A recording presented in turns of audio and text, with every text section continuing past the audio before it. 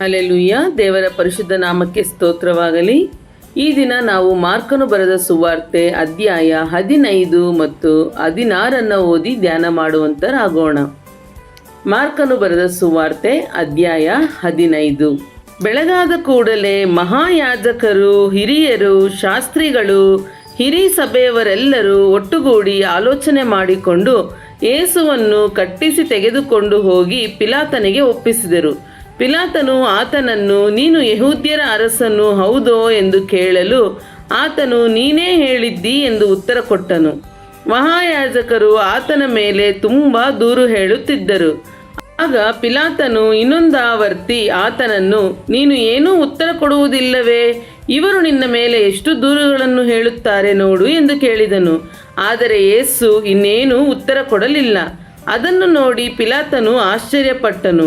ಅವನು ಆ ಹಬ್ಬದಲ್ಲಿ ಜನರು ಬೇಡಿದ ಸೆರೆಯವನನ್ನು ಅವರಿಗೆ ಬಿಟ್ಟುಕೊಡುವ ಪದ್ಧತಿ ಇತ್ತು. ಆಗ ಬರಬ್ಬನೆಂಬವನೊಬ್ಬನಿದ್ದನು. ಇವನನ್ನು ದಂಗೆಯಲ್ಲಿ ಕೊಲೆಪಾತಕ ಮಾಡಿದ ದಂಗೆಕಾರರ ಕೂಡ ಕಟ್ಟಿ ಹಾಕಿದ್ದರು. ಜನರು ಪಿಲಾತನ ಬಳಿಗೆ ಹೋಗಿ, ನೀನು ನಮಗೆ ಮಾಡುತ್ತಾ ಬಂದ ಪ್ರಕಾರ ಮಾಡು ಎಂದು ಬೇಡಿಕೊಳ್ಳುತ್ತಿದ್ದರು. ಮಹಾಯಾಜಕರು ಹೊಟ್ಟೆ ಕಿಚ್ಚಿನಿಂದ ಯೇಸುವನ್ನು ಒಪ್ಪಿಸಿಕೊಟ್ಟಿದ್ದಾರೆಂದು ಪಿಲಾತನು ಗ್ರಹಿಸಿಕೊಂಡು, ನಾನು ಯೆಹೂದ್ಯರ ಅರಸನನ್ನು ನಿಮಗೆ ಬಿಟ್ಟು ಕೊಡಬೇಕೆನ್ನುತ್ತೀರೋ ಎಂದು ಅವರನ್ನು ಕೇಳಿದನು. ಅತ್ತಲಾಗಿ ಮಹಾಯಾಜಕರು ಬರಬ್ಬನನ್ನೇ ಬಿಟ್ಟುಕೊಡಬೇಕೆಂದು ಬೇಡಿಕೊಳ್ಳಿರಿ ಎಂಬುದಾಗಿ ಜನರನ್ನು ಪ್ರೇರೇಪಿಸಿದರು. ಅದಕ್ಕೆ ಪಿಲಾತನು ತಿರುಗಿ ಅವರನ್ನು, ಹಾಗಾದರೆ ನೀವು ಹೇಳುವ ಯೆಹೂದ್ಯರ ಅರಸನನ್ನು ನಾನೇನು ಮಾಡಲಿ ಎಂದು ಕೇಳಲು ಅವರು, ಅವನನ್ನು ಶಿಲುಬೆಗೆ ಹಾಕಿಸು ಎಂದು ತಿರುಗಿ ಬೊಬ್ಬೆ ಹಾಕಿದರು. ಪಿಲಾತನು, ಯಾಕೆ, ಕೆಟ್ಟದ್ದೇನು ಮಾಡಿದನು ಅಂದನು. ಆದರೆ ಅವರು ಅವನನ್ನು ಶಿಲುಬೆಗೆ ಹಾಕಿಸು ಎಂದು ಬಹಳವಾಗಿ ಆರ್ಭಟಿಸಿದರು. ಅದಕ್ಕೆ ಪಿಲಾತನು ಜನರ ಮನಸ್ಸನ್ನು ಸಮಾಧಾನಪಡಿಸಬೇಕೆಂದು ಬರಬ್ಬನನ್ನು ಅವರಿಗೆ ಬಿಟ್ಟುಕೊಟ್ಟು ಯೇಸುವನ್ನು ಕೊರಡೆಗಳಿಂದ ಹೊಡೆಸಿ ಶಿಲುಬೆಗೆ ಹಾಕುವುದಕ್ಕೆ ಒಪ್ಪಿಸಿದನು. ಸಿಪಾಯಿಗಳು ಆತನನ್ನು ಅಧಿಪತಿಯ ಅರಮನೆಗೆ ಸೇರಿದ ಅಂಗಳದೊಳಕ್ಕೆ ಸಾಗಿಸಿಕೊಂಡು ಹೋಗಿ ಪಟಾಲಮನ್ನೆಲ್ಲ ಒಟ್ಟಿಗೆ ಕರೆದು ಆತನಿಗೆ ಕೆಂಪು ಒಲ್ಲಿಯನ್ನು ಹೊದಿಸಿ ಮುಳ್ಳಿನ ಕಿರೀಟವನ್ನು ಹೆಣೆದು ಆತನಿಗಿಟ್ಟು, ಯೆಹೂದ್ಯರ ಅರಸನೇ, ನಿನಗೆ ನಮಸ್ಕಾರ ಎಂದು ಆತನಿಗೆ ವಂದನೆ ಮಾಡಿ ಬೆತ್ತದಿಂದ ಆತನ ತಲೆಯ ಮೇಲೆ ಹೊಡೆದು ಆತನ ಮೇಲೆ ಉಗುಳಿ ಆತನ ಮುಂದೆ ಮೊಣಕಾಲೂರಿ ಅಡ್ಡಬಿದ್ದರು. ಹೀಗೆ ಆತನನ್ನು ಪರಿಹಾಸ್ಯ ಮಾಡಿದ ಮೇಲೆ ಆ ಒಲ್ಲಿಯನ್ನು ತೆಗೆದು ಆತನ ಬಟ್ಟೆಗಳನ್ನು ಹೊದಿಸಿ ಆತನನ್ನು ಶಿಲುಬೆಗೆ ಹಾಕುವುದಕ್ಕೆ ತೆಗೆದುಕೊಂಡು ಹೋದರು. ಆಗ ಹೊಲದಿಂದ ಹೊರಟು ಆ ಮಾರ್ಗವಾಗಿ ಬರುತ್ತಿದ್ದ ಒಬ್ಬನನ್ನು ಆತನ ಶಿಲುಬೆಯನ್ನು ಹೊರುವುದಕ್ಕೆ ಬಿಟ್ಟು ಹಿಡಿದರು. ಇವನು ಯಾರೆಂದರೆ ಅಲೆಕ್ಸಾಂದ್ರ, ರೂಫಾ ಎಂಬವರ ತಂದೆಯಾದ ಕುರೇನೆ ಪಟ್ಟಣದ ಸೀಮೋನನು. ಬಳಿಕ ಆತನನ್ನು ಗೊಲ್ಗೊಥಾ ಎಂಬ ಸ್ಥಳಕ್ಕೆ ಕರಕೊಂಡು ಬಂದರು. ಗೊಲ್ಗೊಥಾ ಅಂದರೆ ಕಪಾಲ ಸ್ಥಳ.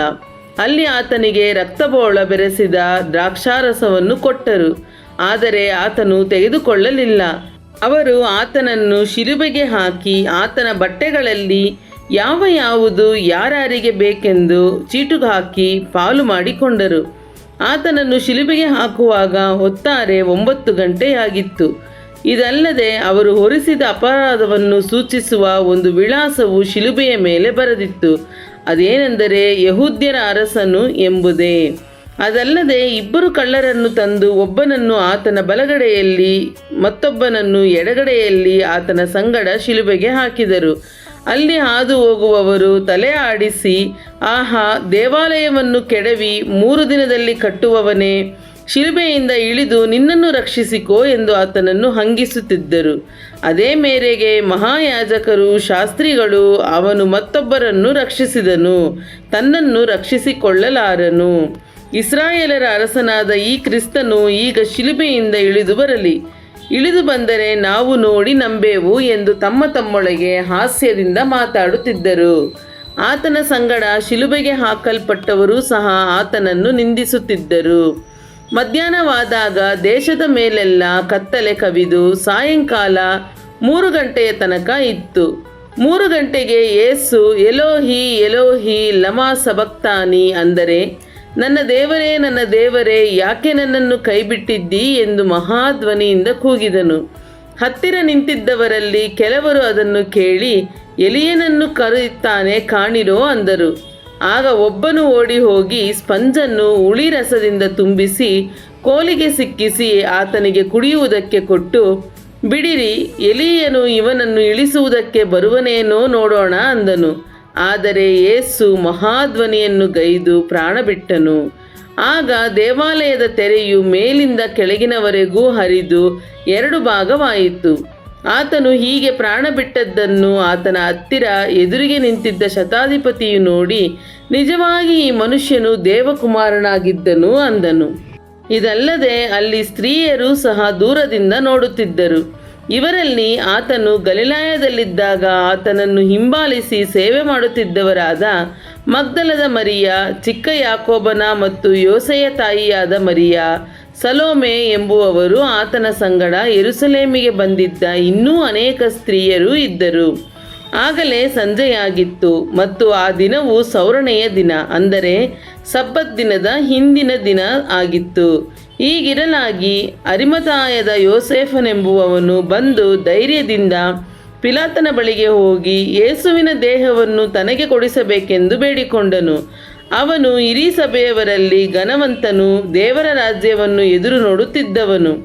ಪಿಲಾತನು ಅವನು ಇಷ್ಟು ಬೇಗ ಸತ್ತನೋ ಎಂದು ಆಶ್ಚರ್ಯಪಟ್ಟು ಶತಾಧಿಪತಿಯನ್ನು ಕರೆಸಿ, ಅವನು ಆಗಲೇ ಸತ್ತನೋ ಎಂದು ಅವನನ್ನು ಕೇಳಿ, ಆತನು ಸತ್ತದ್ದನ್ನು ಶತಾಧಿಪತಿಯಿಂದ ತಿಳಿದು ಶವವನ್ನು ಯೋಸೇಫನಿಗೆ ಕೊಡಿಸಿದನು. ಯೋಸೇಫನು ನಾರುಮಡಿಯನ್ನು ಕೊಂಡು ತಂದು ಆತನನ್ನು ಇಳಿಸಿ ನಾರುಮಡಿಯಲ್ಲಿ ಸುತ್ತಿ ಬಂಡೆಯಲ್ಲಿ ತೋಡಿದ್ದ ಸಮಾಧಿಯಲ್ಲಿಟ್ಟು ಸಮಾಧಿಯ ಬಾಗಿಲಿಗೆ ಕಲ್ಲನ್ನು ಉರುಳಿಸಿದನು. ಮಗ್ದಲದ ಮರಿಯಳು, ಯೋಸೆಯ ತಾಯಿ ಮರಿಯಳು ಆತನನ್ನಿಡುವ ಸ್ಥಳವನ್ನು ನೋಡಿದರು. ಮಾರ್ಕನು ಬರೆದ ಸುವಾರ್ತೆ ಅಧ್ಯಾಯ 16. ಸಬ್ಬತ್ ದಿನ ಕಳೆದ ಮೇಲೆ ಮಗ್ದಲದ ಮರಿಯಳು, ಯಾಕೋಬನ ತಾಯಿ ಮರಿಯಳು, ಸಲೋಮೆಯು ಆತನ ದೇಹಕ್ಕೆ ಹಚ್ಚುವುದಕ್ಕಾಗಿ ಸುಗಂಧ ದ್ರವ್ಯಗಳನ್ನು ಕೊಂಡರು. ಮತ್ತು ವಾರದ ಮೊದಲನೆಯ ದಿನದ ಬೆಳಿಗ್ಗೆ ಹೊತ್ತು ಮೂಡುವಾಗ ಅವರು ಸಮಾಧಿಯ ಬಳಿಗೆ ಬಂದರು. ಸಮಾಧಿಗೆ ಮುಚ್ಚಿದ್ದ ಕಲ್ಲು ಬಹಳ ದೊಡ್ಡದಾಗಿದ್ದರಿಂದ ಅವರು ಸಮಾಧಿಯ ಬಾಗಿಲಿನಿಂದ, ಆ ಕಲ್ಲನ್ನು ನಮಗೋಸ್ಕರ ಉರುಳಿಸುವವರು ಯಾರಿದ್ದಾರೆ ಎಂದು ತಮ್ಮೊಳಗೆ ಮಾತಾಡಿಕೊಳ್ಳುತ್ತಾ ಇರಲಾಗಿ ತಲೆ ಎತ್ತಿ ನೋಡಿ ಆ ಕಲ್ಲು ಉರುಳಿಸಲ್ಪಟ್ಟಿರುವುದನ್ನು ಕಂಡರು. ಅವರು ಸಮಾಧಿಯೊಳಕ್ಕೆ ಹೋಗಿ ಒಬ್ಬ ಯೌವನಸ್ಥನು ಬಿಳಿ ಅಂಗಿಯನ್ನು ತೊಟ್ಟುಕೊಂಡು ಬಲಗಡೆ ಕೂತಿರುವುದನ್ನು ಕಂಡು ಬೆಚ್ಚಿ ಬೆರಗಾದರು. ಅವನು ಅವರಿಗೆ, ಬೆರಗಾಗಬೇಡಿರಿ, ಶಿಲುಬೆಗೆ ಹಾಕಲ್ಪಟ್ಟಿದ್ದ ನಜರೇತಿನ ಯೇಸುವನ್ನು ಹುಡುಕುತ್ತೀರಲ್ಲವೇ? ಆತನು ಜೀವಿತನಾಗಿ ಎದ್ದಿದ್ದಾನೆ, ಇಲ್ಲಿ ಇಲ್ಲ. ಆತನನ್ನು ಇಟ್ಟಿದ್ದ ಸ್ಥಳವು ಇದೇ, ನೋಡಿರಿ. ಆದರೆ ನೀವು ಹೋಗಿ ಆತನ ಶಿಷ್ಯರಿಗೂ ಪೇತ್ರನಿಗೂ, ಆತನು ನಿಮಗೆ ಹೇಳಿದಂತೆ ನಿಮ್ಮ ಮುಂದೆ ಗಲಿಲಾಯಕ್ಕೆ ಹೋಗುತ್ತಾನೆ, ಅಲ್ಲಿ ಆತನನ್ನು ಕಾಣುವಿರಿ ಎಂದು ತಿಳಿಸಿರಿ ಎಂದು ಹೇಳಿದನು. ಅವರು ಭ್ರಮೆ ಹಿಡಿದವರಾಗಿ ನಡುಗುತ್ತಾ ಹೊರಕ್ಕೆ ಬಂದು ಸಮಾಧಿಯ ಬಳಿಯಿಂದ ಓಡಿ ಹೋದರು. ಅವರು ಹೆದರಿಕೊಂಡದ್ದರಿಂದ ಯಾರಿಗೂ ಏನೂ ಹೇಳಲಿಲ್ಲ. ವಾರದ ಮೊದಲನೆಯ ದಿನ ಬೆಳಿಗ್ಗೆ ಯೇಸು ಜೀವಿತನಾಗಿ ಎದ್ದ ಮೇಲೆ ಮಗ್ದಲದ ಮರಿಯಳಿಗೆ ಮೊದಲು ಕಾಣಿಸಿಕೊಂಡನು. ಆಕೆಗೆ 7 ದೆವ್ವಗಳನ್ನು ಬಿಡಿಸಿದ್ದನು. ಆಕೆ ಹೋಗಿ ಆತನು ಕಾಣಿಸಿಕೊಂಡದ್ದನ್ನು ಮುಂಚೆ ಆತನ ಜೊತೆಯಲ್ಲಿದ್ದವರಿಗೆ ತಿಳಿಸಿದಳು. ಅವರು ಹಂಬಲಿಸುತ್ತಾ ಅಳುತ್ತಾ ಕೂತಿದ್ದರು. ಆತನು ಬದುಕಿದ್ದಾನೆ, ನನಗೆ ಕಾಣಿಸಿಕೊಂಡನು ಎಂಬ ಮಾತನ್ನು ಕೇಳಿದಾಗ ಅವರು ನಂಬಲಿಲ್ಲ. ಇದಾದ ಮೇಲೆ ಶಿಷ್ಯರಲ್ಲಿ 2 ಬಂದು ಹಳ್ಳಿಗೆ ನಡಕೊಂಡು ಹೋಗುತ್ತಿದ್ದಾಗ ಅವರಿಗೆ ರೂಪಾಂತರದಿಂದ ಕಾಣಿಸಿಕೊಂಡನು. ಅವರು ಹೋಗಿ ಉಳಿದವರಿಗೆ ತಿಳಿಸಿದರು, ಆದರೆ ಅವರನ್ನು ನಂಬಲಿಲ್ಲ. ತರುವಾಯ 11 ಮಂದಿ ಶಿಷ್ಯರು ಊಟಕ್ಕೆ ಕೂತಿದ್ದಾಗ ಆತನು ಅವರಿಗೂ ಕಾಣಿಸಿಕೊಂಡನು. ತಾನು ಜೀವಿತನಾಗಿ ಎದ್ದು ಬಂದ ಮೇಲೆ ತನ್ನನ್ನು ಕಂಡವರ ಮಾತನ್ನು ಅವರು ನಂಬಲಿಲ್ಲವಾದ ಕಾರಣ ಆತನು ಅವರ ಅಪನಂಬಿಕೆಗೂ ಅವರ ಮನಸ್ಸಿನ ಕಾಠಿಣ್ಯಕ್ಕೂ ಅವರನ್ನು ಗದರಿಸಿದನು. ಆಮೇಲೆ ಅವರಿಗೆ, ನೀವು ಲೋಕದ ಎಲ್ಲ ಕಡೆಗೆ ಹೋಗಿ ಜಗತ್ತಿಗೆಲ್ಲ ಸುವಾರ್ತೆಯನ್ನು ಸಾರಿರಿ. ನಂಬಿ ದೀಕ್ಷಾ ಸ್ನಾನ ಮಾಡಿಸಿಕೊಳ್ಳುವವನು ರಕ್ಷಣೆ ಹೊಂದುವನು, ನಂಬದೆ ಹೋಗುವವನು ದಂಡನೆಗೆ ಗುರಿಯಾಗುವನು. ಇದಲ್ಲದೆ ನಂಬುವವರಿಂದ ಈ ಸೂಚಕ ಕಾರ್ಯಗಳು ಉಂಟಾಗುವವು. ನನ್ನ ಹೆಸರನ್ನು ಹೇಳಿ ದೆವ್ವಗಳನ್ನು ಬಿಡಿಸುವರು, ಹೊಸ ಭಾಷೆಗಳಿಂದ ಮಾತಾಡುವರು, ಹಾವುಗಳನ್ನು ಎತ್ತುವರು, ವಿಷ ಪದಾರ್ಥವನ್ನೇನಾದರೂ ಕುಡಿದರೂ ಅವರಿಗೆ ಯಾವ ಕೇಡೂ ಆಗುವುದಿಲ್ಲ. ಅವರು ರೋಗಿಗಳ ಮೇಲೆ ಕೈ ಇಟ್ಟರೆ ಅವರಿಗೆ ಗುಣವಾಗುವುದು ಎಂದು ಹೇಳಿದನು. ಯೇಸು ಸ್ವಾಮಿಯು ಅವರ ಕೂಡ ಮಾತಾಡಿದ ಮೇಲೆ ಆಕಾಶಕ್ಕೆ ಒಯ್ಯಲ್ಪಟ್ಟು ದೇವರ ಬಲಗಡೆಯಲ್ಲಿ ಆಸನಾರೂಢನಾದನು. ಇತ್ತಲಾಗಿ ಅವರು ಹೊರಟು ಹೋಗಿ ಎಲ್ಲೆಲ್ಲಿಯೂ ಸುವಾರ್ತೆಯನ್ನು ಸಾರಿದರು ಮತ್ತು ಕರ್ತನು ಅವರ ಕೂಡ ಕೆಲಸ ಮಾಡುತ್ತಾ ಸೂಚಕ ಕಾರ್ಯಗಳಿಂದ ಸುವಾರ್ತೆಯ ವಾಕ್ಯವನ್ನು ಬಲಪಡಿಸುತ್ತಾ ಇದ್ದನು. ಹಲ್ಲೆಲೂಯಾ. ದೇವರ ಪರಿಶುದ್ಧ ನಾಮಕ್ಕೆ ಸ್ತೋತ್ರವಾಗಲಿ. ಇಂದಿಗೆ ಮಾರ್ಕನು ಬರೆದ ಸುವಾರ್ತೆಯು ಮುಕ್ತಾಯವಾಯಿತು. ನಾಳೆಯಿಂದ ನಾವು ಲೂಕನು ಬರೆದ ಸುವಾರ್ತೆಯನ್ನು ಓದುವಂತರಾಗೋಣ. ನಿಮ್ಮೆಲ್ಲರ ಸಹಕಾರಕ್ಕಾಗಿಯೂ ಪ್ರಾರ್ಥನೆಗಾಗಿಯೂ ದೇವರಿಗೆ ನಾನು ವಂದನೆಗಳನ್ನು ಸಲ್ಲಿಸುತ್ತೇನೆ. ದೇವರ ನಾಮ ಒಂದೇ, ಮಹಿಮೆ ಹೊಂದಲಿ.